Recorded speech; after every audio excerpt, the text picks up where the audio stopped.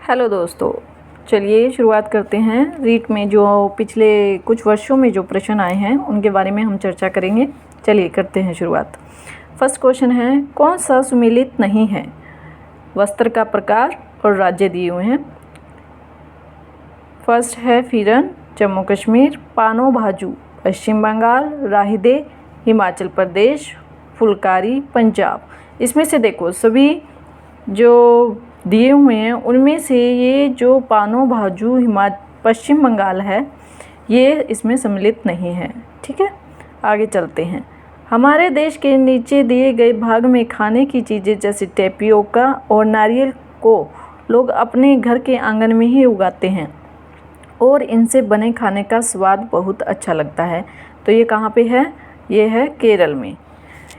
आगे चलते हैं। निम्न में से हमारे देश के किस राज्य में अधिकतर लोग नारियल के तेल में पकी हुई समुद्री मछली खाना पसंद करते हैं? तो कहाँ खाना पसंद करते हैं?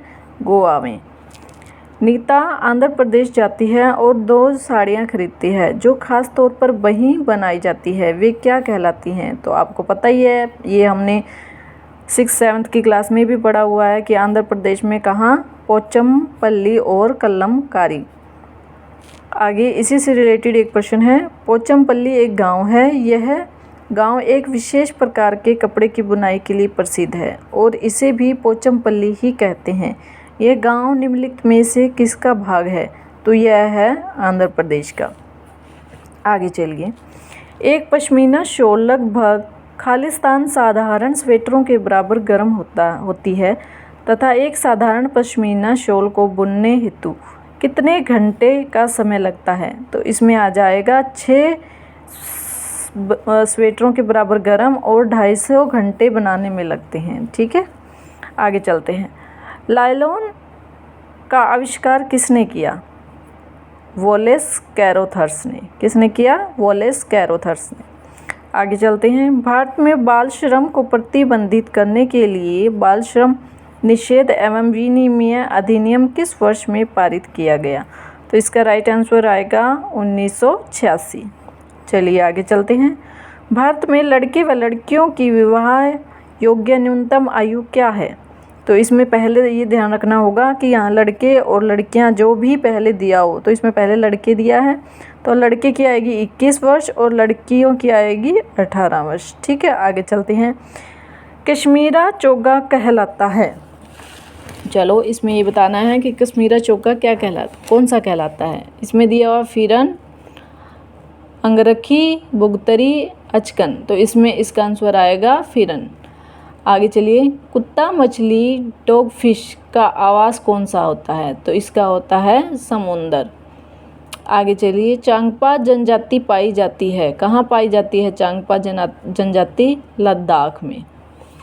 ठीक है, आगे चलिए। प्रत्येक प्रश्न के नाम के साथ उस क्षेत्र में बनाए जाने वाले सामान्य घरों के सही विवरण का मिलान कीजिए। ठीक है, एक जगह हमें स्थान दिए गए हैं और उसके आगे जो वहाँ बनाए जाते हैं घर, किस प्रकार के घर बनाए जाते हैं वो दिया, तो वो हमें मिलान है। तो इसमें दिया हुआ है मनाली, राजस्थान, असम और लद्दाख। इसमें सबसे पहला है बांस के खंभों पर बने ऊंचे उठे हुए घर। ये तो सबको पता है कि कहाँ बनाए जाते हैं? असम में। आगे चलिए। पत्थर या लकड़ी से बने ढालू छतों वाले घर, ये कहाँ पे होते हैं? ये होते हैं मनाली में, क्योंकि वहाँ पहाड़ है ना, तो इस वजह से। हाउस बोट कहाँ बनाया जाता है? राजस्थान में। मिट्टी के घर जिनकी छतें कंटीली झाड़ियों से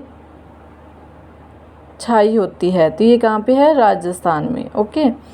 पत्थर के बने घर जिनके फर्श और छतें लकड़ी की बनी होती है, ये कहाँ पे है? लद्दाख में। ठीक है, ओके। आगे चलिए।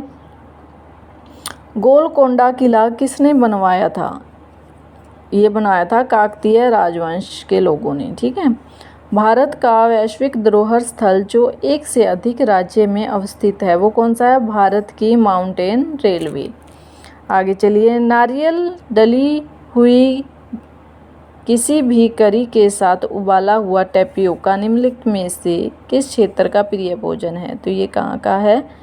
केरल का है। आगे चलिए।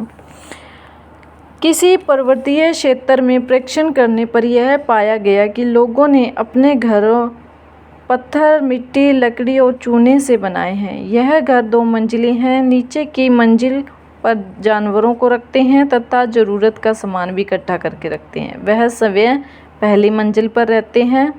सभी घरों की छतें समतल तथा उन्हें पेड़ों के मोटे तनों से बनाया गया। यह पर्वतीय क्षेत्र नीचे दिए गए किस प्रदेश का भाग है?